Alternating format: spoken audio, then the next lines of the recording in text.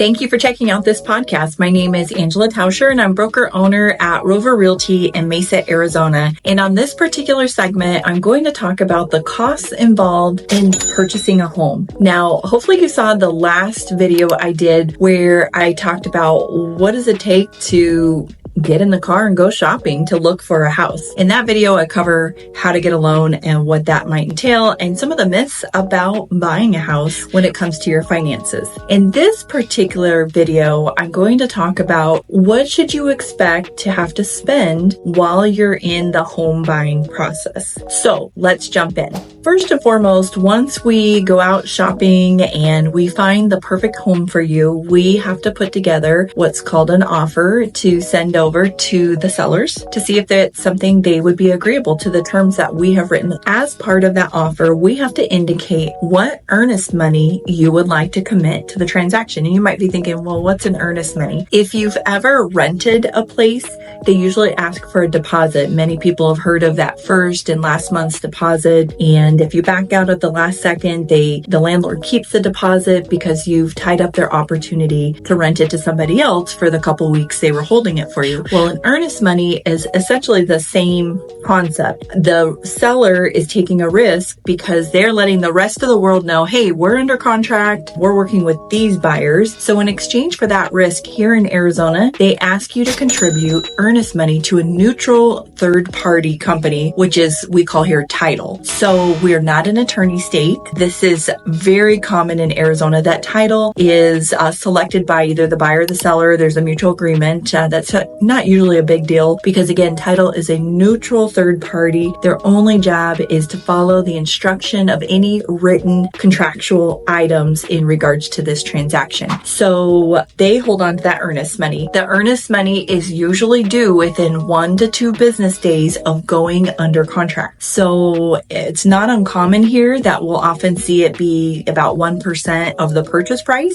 So if you're talking about a $500,000 house, that's $5,000 that you'll want to have prepared and on hand to turn over to the title company within 2 business days. Most folks, they want to see that really happen within 1 business day. Now you can do this earnest money by wire, by a regular old check. They're not too particular about how you turn it in. They just want it turned in within ideally that 1 business day. And here's the good news. You don't lose this money. It's simply being held by title until they're told the next step. Now the next step might be that the transaction is moving forward and then that earnest money will be applied towards any final numbers you as the buyer is supposed to bring in at the closing table. Or perhaps there was something that was just a no-go for you, was concerning because of something on inspection or something you found out through the CC&Rs from the HOA. And if that's the case, then in Arizona, unless it's written otherwise, we often have what's called a 10-day disclosure period. In other words, for the 10 days that you go after you go under contract, if there's something in there that you just it's not working for you in purchasing this home, then at that time you usually get that earnest money back because the cancellation is simply sent into title and they distribute the funds as per the contract. So that is the first chunk of change that you'll want to be aware of or cognizant of. And then we have inspections, as I mentioned before. Now with inspections, you as the buyer get to choose whatever inspections that you want to have done to the home. And really, the sky's the limit on inspecting the home. You can have the heating and cooling system inspected, which we highly encourage here in Arizona. There's usually what we call a general inspection where they kind of cover everything from soup to nuts, the roof to the stem wall, all in one visit. Depending on the age of the home, some people get the sewer scopes done. There's a septic inspection done. We usually see the septics if you're on property. There's roof inspections, you name it. There is so much that can be inspected. Now keep in mind, each inspection usually comes with a price tag. So it's not uncommon to see our general inspections run around, $400 or $500. They usually go off of the size of the home. And then there's termite inspections, which if you're using a VA loan, a termite is a required inspection, but they're pretty nominal. We usually see them between $50 and $70 for the VA inspection, and so on and so forth. So I usually suggest to most buyers buyers to budget about $600, maybe $700 for inspections, just depending on the particular home and what all you choose to get inspected on it. Now, if the home is being financed by a bank, they will more often than not want to do something called an appraisal. And essentially the bank is looking to protect themselves in the situation. They want to make sure that if you're offering $350,000 on a home, that home is genuinely worth $350,000, and that they don't have a loan out for something that if they had to pull it back, they would be upside down on. So the appraisal is a third party that does not get selected by the appraiser doesn't get selected by the seller or the buyer. It's like it goes out on a bingo wheel, and whatever name pops out, that's who's going to appraise the home. And that appraiser is going in, they're statistically just looking at the other closed home sales. Sometimes they're looking at some of the other pending home sales within a certain radius of this home, doing their best to compare like to like and making adjustments if needed on that particular home to let the bank know what they think the house is worth. And so to do that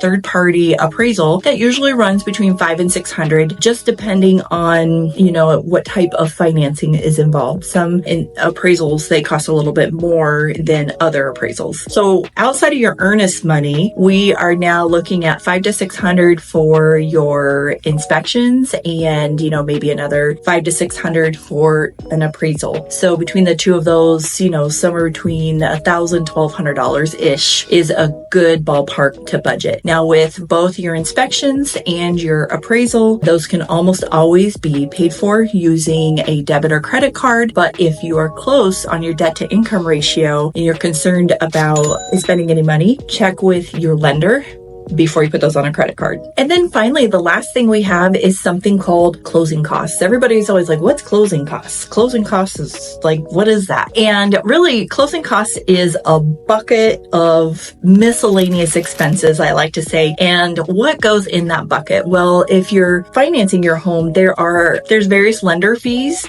And really, that's a good chunk of the closing costs. And so those closing costs go in the bucket. Now, the lender is also going to require that you prepay for a year of homeowners insurance. As a matter of fact, they often require that you prepay for 1 year and then an additional couple months. So that fee goes into the closing cost bucket. And then there's things like prorated taxes that have to be taken care of. The seller is responsible for their taxes right up to the day of closing, and then you're responsible for the taxes from the day after until the next tax billing period. So that goes in the closing cost bucket. Now, there's also the cost of that third-party neutral title company. So the way it usually works in Arizona is the seller's responsible for half those costs, and then the buyer is also responsible for their half of the cost. So we throw that in the closing cost bucket. Let's not forget the HOA. If you're purchasing in a HOA community or planned unit development community, they usually have some one-time fees, as well as a lot of times they require that you prepay at least 2 months or 1 quarter ahead on your HOA dues. So we're going to toss those in that closing cost bucket. And then, of course, there's something called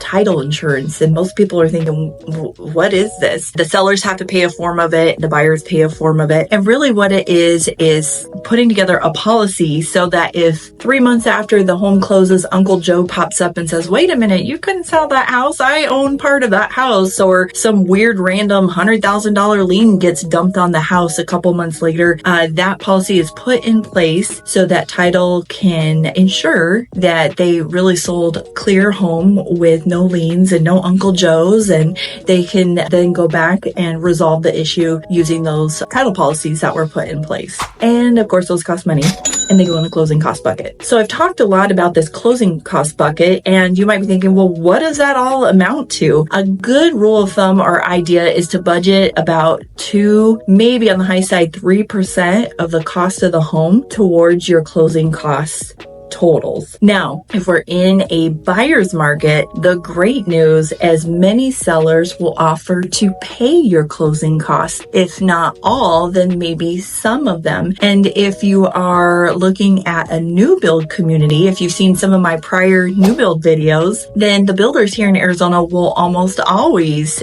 not always, but more often than not, will pay your closing costs is just part of their transaction. It's one of the incentives that they often offer here in Arizona. So there are so many components from start to finish of buying a house, but it really doesn't have to be complicated. Here at Rover Realty, we actually provide a closing cost itemized list of what to expect, as well as when we first meet with you, we do a buyer orientation that has all kinds of goodies in it in regards to what to expect, not to expect. We try to do everything we can to take the stress out of purchasing a home. But at the end of the day, we know that we have a lot of people that want to read every last detail, and we're great with that. We're here for the people that don't want to read everything. And then we are also here with materials for the people that absolutely want to dive all in. So be sure to like, subscribe, and follow. Let me know your comments. What was the most stressful part about when you bought your last home? Or are you going to make 2024 your year to own a home?